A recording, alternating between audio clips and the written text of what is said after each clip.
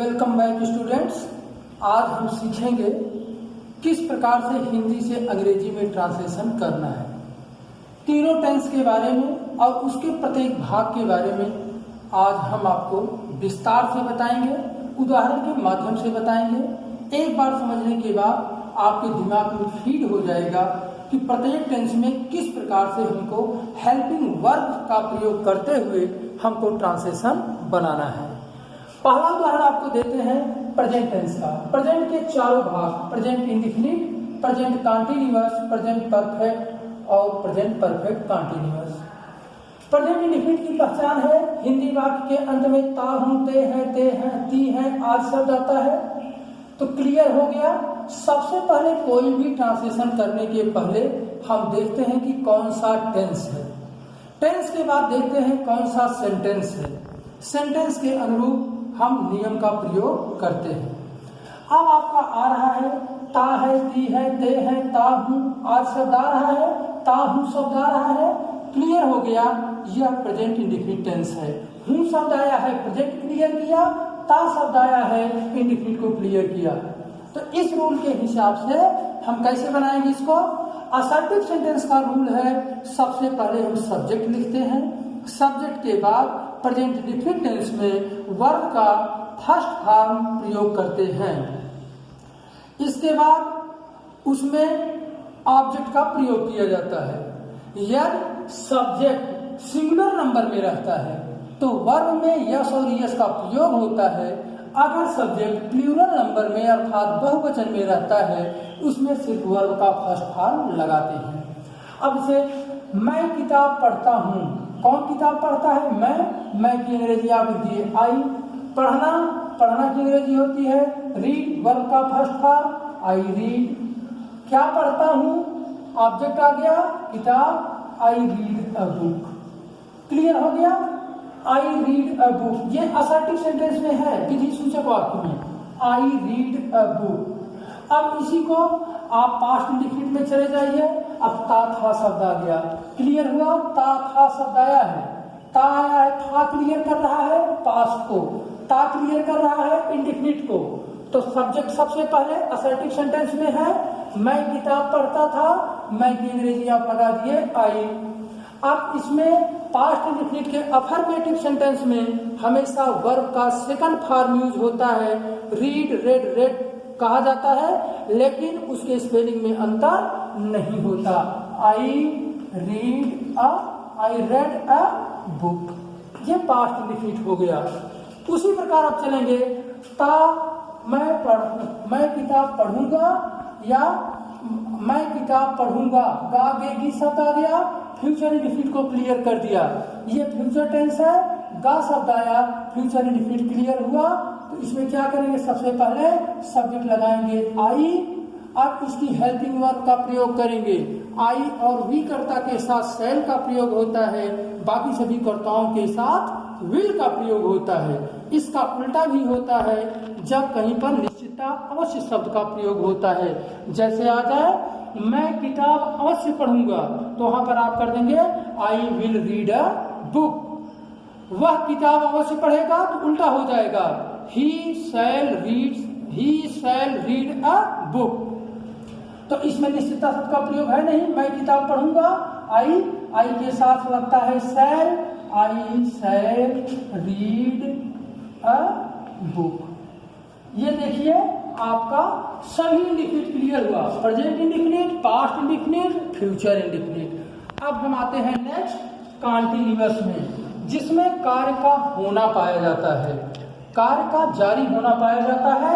मैं किताब पढ़ रहा हूँ, रहा शब्द आया है, हूँ शब्द जो है वह कंटीन्यूअस को, प्रेजेंट को बता रहा है, रहा शब्द आया है एक कंटीन्यूअस को बता रहा है। इसमें सबसे पहले सब्जेक्ट, सेम रूल वही है, सब्जेक्ट हेल्पिंग वर्ब, वर्ब का फर्स्ट फॉर्म में आईएनजी का प्रयोग, I am reading a book. Clear, बिल्कुल यही, मैं किताब पढ़ रहा था, आई हो गया, हेल्पिंग वर्ब इसकी होती है वाज, आई के साथ वाज का प्रयोग होता है। एक वचनकर्ता के साथ वाज, बहुवचनकर्ता के साथ वर्ब का प्रयोग होता है। तो I was reading a book, I was reading a book. मैं किताब पढ़ता रहूंगा, सेम एकदम बिल्कुल वही रूल आपको लगाना है स्टूडेंट्स, कुछ नहीं करना है, ध्यान से सिर्फ वही रूल लगाना है। सबसे पहले सब्जेक्ट आई के साथ शैल, इसकी हेल्पिंग वर्ब है शैल बी और will be, I shall be reading a book. Clear हो गया आपका फ्यूचर कंटिन्यूअस टेंस। अब आते हैं परफेक्ट टेंस पर। परफेक्ट अर्थात कार्य की पूर्णता को बताता है, कार्य पूर्ण हो चुका है। इसके लिए आई वी या बहुवचन कर्ता के साथ इसमें प्रयोग होता है हैव का प्रयोग, और एक वचन कर्ता के साथ ही सी इट या कोई भी नाउन हो उसके साथ हैज का प्रयोग करते हैं। आई बहुवचन का करता है आई हैव। अब इसमें क्रिया का थर्ड फॉर्म लगता है I have read a book. ये आपका हो गया प्रेजेंट परफेक्ट टेंस में। चुका शब्द आया है, हूं आया है, अब इसमें आया है चुका था, तो इसके लिए क्या करेंगे, सबसे पहले सब्जेक्ट, इसमें एक वचन का कर्ता हो या बहुवचन का कर्ता हो। पिछले एपिसोड में आपको बताए हैं कि हेल्पिंग वर्ब आप जरूर याद रखिएगा, इसमें हैड का प्रयोग होता है। I had read a book. Clear हो गया। अब आ रहा है फ्यूचर परफेक्ट में चुका हूंगा आया है, चुका हूंगा, इसमें हेल्पिंग वर्ब सिर्फ बदल रहा है, सारे रूल्स वही हैं। आई, इसके साथ हेल्पिंग वर्ब लगेगा शैल है, बाकी कर्ताओं के साथ will have. I shall have, I shall have read a book, I shall have read a book. अब आपको चलते हैं परफेक्ट कंटिन्यूअस टेंस के विषय में। कार्य की जो आधा कार्य पूर्ण रहता है, कुछ कार्य पूर्ण रहता है, इसका कुछ अंश जारी रहता है, इसीलिए इसको कहते हैं अपूर्ण पूर्ण। पूर्ण या अपूर्ण, कुछ कार्य हुआ रहता है, कुछ बाकी रहता है। इसके लिए रूल्स क्या है आपका, आप जानते हैं इसकी हेल्पिंग वर्ब सेम रूल वही है जो सभी सेंटेंस में लग रहे हैं, वही रूल है, केवल हेल्पिंग वर्ब आप बदल रहे हैं। हेल्पिंग वर्ब इसकी होती है बहुवचन कर्ता के साथ हैव बीन, और सिंगुलर अगर आपका सब्जेक्ट है सिंगुलर नंबर में है तो उसके साथ हैज बीन का प्रयोग होता है। आ गया I have been, I have been reading, अब ऑब्जेक्ट लगा दीजिए a book, I have been reading a book. समय आया है, निश्चित समय के लिए सिंस का प्रयोग और अनिश्चित समय के लिए फार का प्रयोग किया जाता है। निश्चित समय में अर्थात पॉइंट ऑफ टाइम होता है, इसको ध्यान दीजिएगा, जैसे बजे से, तारीख से, सुबह से, शाम से, मिनट से, वर्ष का ना सन दिया हो, इसके बाद ये सारी चीजें आपका पॉइंट ऑफ टाइम है। पीरियड ऑफ टाइम में आता है सप्ताह से, महीने से, वर्ष से, आपका जो घंटे से, तो आपका क्या हो गया, वो पीरियड ऑफ टाइम हो गया। तो निश्चित समय के लिए सिंस का प्रयोग और अनिश्चित समय के लिए फार का प्रयोग करते हैं। सुबह से ये निश्चित है, सिंस मॉर्निंग हो गया, सिंस मॉर्निंग, सिंस मॉर्निंग। ठीक स्टूडेंट्स, ध्यान दीजिए।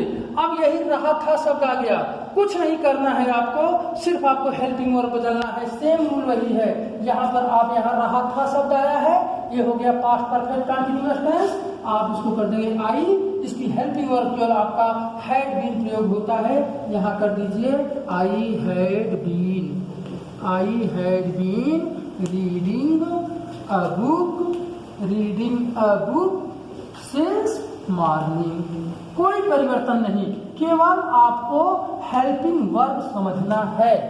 अब आ रहा है मैं सुबह से किताब पढ़ता रहूंगा, ये फ्यूचर परफेक्ट कंटिन्यूअस टेंस हो गया। फ्यूचर परफेक्ट कंटिन्यूअस के लिए आप सिर्फ सारे रूल्स वही हैं, केवल आपको हेल्पिंग वर्ब बदलना है। हेल्पिंग वर्ब बदलने के लिए फ्यूचर परफेक्ट कंटिन्यूअस टेंस की हेल्पिंग वर्ब होती है shall have been, will have been. I और वी अर्थात फर्स्ट पर्सन के प्रोनाउन के साथ शैल हैव बीन का प्रयोग होता है, बाकी सभी कर्ताओं के साथ विल हैव बीन का प्रयोग होता है। मैं सुबह से किताब पढ़ता रहूंगा, ध्यान दीजिए, I shall have been, I shall have been reading a book since morning.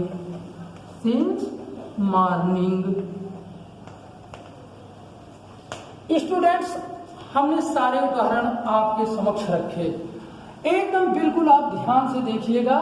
ये आपका प्रेजेंट है, ये पास्ट है, ये फ्यूचर है। रूल सेम रूल है, इसमें सब्जेक्ट के बाद वर्ब के बाद ऑब्जेक्ट, इसमें सब्जेक्ट के बाद वर्ब के बाद ऑब्जेक्ट, सब्जेक्ट के बाद हेल्पिंग वर्ब के बाद मेन वर्ब के बाद ऑब्जेक्ट। सेम रूल इसमें कंटिन्यूअस में केवल हेल्पिंग वर्ब आपका बदला है। प्रेजेंट कंटिन्यूअस में एम का प्रयोग हुआ है, क्यों? क्योंकि प्रेजेंट कंटिन्यूअस की हेल्पिंग वर्ब होती है is, am, are. Singular number में अगर आपका सब्जेक्ट रहता है तो इज, प्लूरल नंबर में रहता है तो आर, आई के साथ एम, इसमें एम लगा। इसमें सारे रूल्स वही है, इसमें वाज हेल्पिंग वर्ब लग गया। इसमें सारे रूल्स में शैल बी का प्रयोग हो गया। इसमें देखिए परफेक्ट में भी आपको बताए हैं हेल्पिंग वर्ब हैज और है, बहुवचनकर्ता के साथ है और एक वचनकर्ता के साथ हैज का प्रयोग होता है। इसमें देखिए हैव लगा है, सारे रूल्स वही वर्ब का थर्ड फॉर्म, और इसमें आपका देखिए हैड लगा है, इसमें आपका शैल हैव लगा है। अब आते हैं परफेक्ट कंटीन्यूअस टेंस में, सेम रूल्स वही है, केवल हेल्पिंग वर्ब आपको बदलना है। इसमें हैव बीन का प्रयोग है, इसमें आपका हैड बीन का प्रयोग है और इसमें आपका शैल हैव बीन का प्रयोग है। तो कोई भी ट्रांसलेशन अगर आपको बनाना है तो गाइस आप ध्यान दीजिए, सारे टेंस के आप हेल्पिंग वर्ब याद रखिए और उसमें प्रयुक्त होने वाली सहायक क्रिया को ध्यान में रखिए। कैसा भी ट्रांसलेशन होगा आप उसको ट्रांसलेट कर सकते हैं। आज के लिए सिर्फ इतना ही।